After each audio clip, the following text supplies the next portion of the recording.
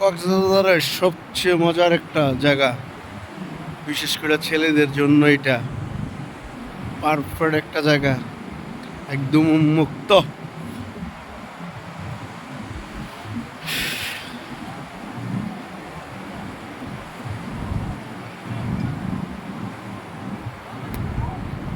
এখানে কি আছে বলে জানাবেন?